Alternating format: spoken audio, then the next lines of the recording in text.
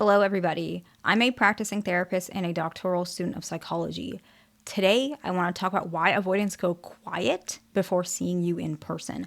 This was requested. I did see your comment. I actually don't even know if I responded. I was really busy that moment. I was actually in the middle of I did see the comment, but I was in the middle of doing something regarding my PhD in research. But I did see it. I don't remember if I commented, but yeah, I heard you, and this is the video you asked for. So, why avoidants go quiet before seeing you in person?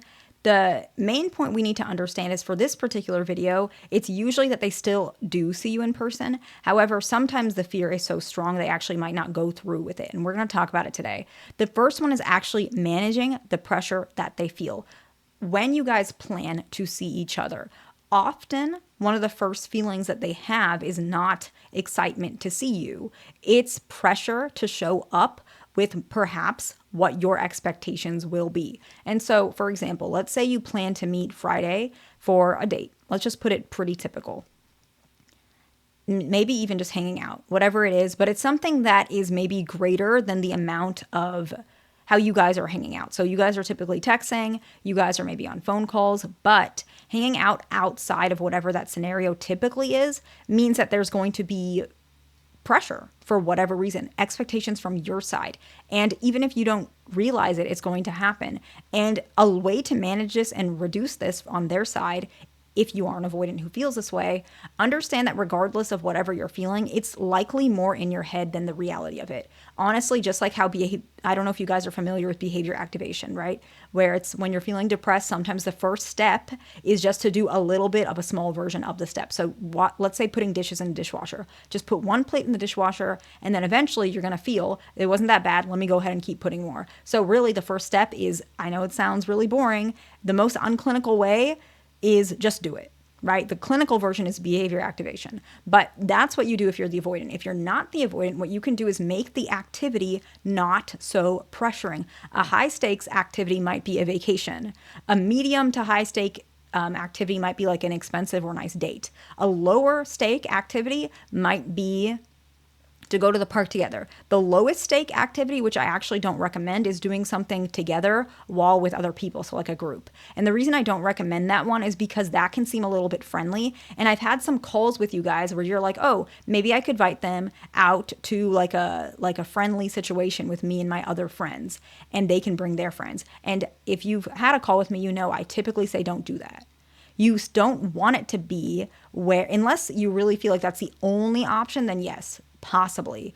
But the reason why that can make it challenging is because it actually makes the pressure for you guys to be together in person more overwhelming, because they're only familiar with you in a certain setting, and you're going to act a little different in this certain setting. They might get certain ideas, they might feel uncomfortable, they might be afraid, but if you actually meet them in person, they might get a more comfortable idea of you in whatever fashion, the real version of you. It's not going to always show up in a non-intimate setting like that. And so if possible, try to do it just one-on-one, okay?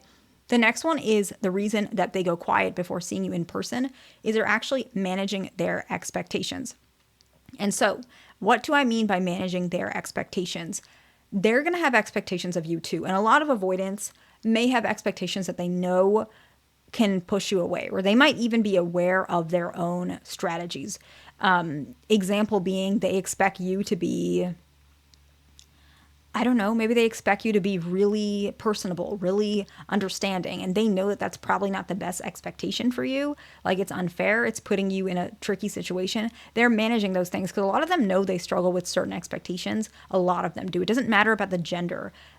Female or male avoidants do this. It's a little more common with dismissive avoidants, but a lot of them have incredibly high expectations that are not actually expectations. They're just trying to set a boundary so that they can push people away. It's not even you. And so they're trying to manage those expectations. Now, the third one is the most common one. And this is the one that I think you guys get really mixed up on. Being honest with you, this is the one that I've seen the most in the calls I've had with you. And if you want to call with me, it's pinned in the comments. I don't remember if I told you that. Sometimes I forget to do that. But anyways, they switch into, I'm going to say like logistic mode. Basically, the best way to put it is because they've secured the date with you. It's off their checklist. And so now they're focusing on other things.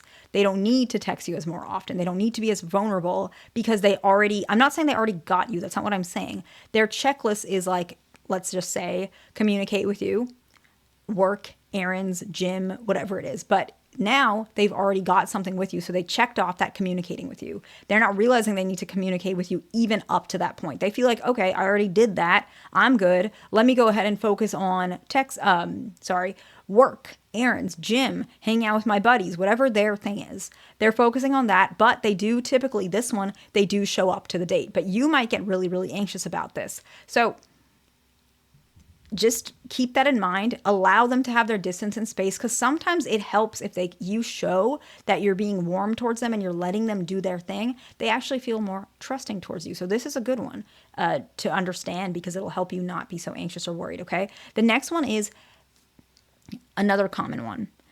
They realize they can't make the commitment right now, and they're processing how to tell you. This one is disappointing. And this one is the one that a lot of you guys have a lot of trouble with how to react or what to do next. So let's talk about it. Often they feel pretty pressured. It has nothing to do with you. I promise. It's not that I'm trying to comfort you. I'm being completely and genuinely honest. If anyone has been an avoidant, I used to be, this feeling is really hard to describe. It has absolutely nothing to do with you. It has to do with the fact that I guess I'll say it like this, and I've changed, so please don't come down my throat and say that I'm a bad person. I changed. I'm not like this anymore. But back then, what I would do is I would think, I was confident, and I thought, okay, I can make this commitment. It was like in the moment, like I was feeling maybe positive or whatever. And so I made a commitment that I realized it wasn't actually something that I could follow through when I'm in my default state. So if I'm in like a good mood, or I'm doing a lot of things, like maybe I'm doing a presentation, I'm socializing, I'm doing all those things. For me, that makes me feel like, okay, yeah, I can do this. There's nothing wrong with doing a lot of this socialization. And I'm not a very social person, but I'm very, like, I have a lot of connections, I guess. So that could be why I'm thinking of it like this. Like, I know a lot of different connections, probably because my field has a lot of it. But so during that moment, you're thinking, okay, yeah, I can make this. We can hang out at this time. And then once you're out of that like networking mode, you're kind of like, oh, wait, I don't know if I can do that. Maybe I'm not ready, or maybe I put it in the wrong spot, or that time I was planning on doing this. And so they back out of that commitment. But usually what worked for me, and what works for a lot of avoidance, is if you say something like, okay, you don't have to, like, the door's open. If you want to show up, you can. If you don't, you don't. I'm just chilling. Right? Like, you can say something like that. And a lot of times that made me feel like, okay, you're just relaxing. There's no pressure. So if I want to show up, I can. And then usually what happens is, in the spur of the moment, prior to that moment, I just am like, you know what? I don't even mind. I'm going to go. And so I can go hang out with that friend or whoever I felt pressured by. And I know that they're going to be there, but they're not expecting me. So they don't have that expectation. So that's how I used to feel when I was younger and when I wasn't very healed. And a lot of avoidants feel that way. So your response could be, well, let's just say the avoidant says, hey, I'm not really sure if I want to make it. You can say, okay, that's fine. If you want to come over, that's fine. I have no issue with that. I'm just watching TV. I'm just relaxing. I'm just doing my thing. So that is what they might respond to better. They might respond better to. And the last one is they're actually excited and they're not trying to show it. This one usually means they're going to show up, but they're pulling away prior to seeing you. And so let's summarize. They're managing how they feel, like they're managing the pressure. They're managing their expectations. They're switching into logistical mode. They can't make the commitment and they're processing how to tell you. And they're excited and they're not trying to show it. Okay, so I hope this video is helpful to somebody. Please like, subscribe. I'll see you in the next one.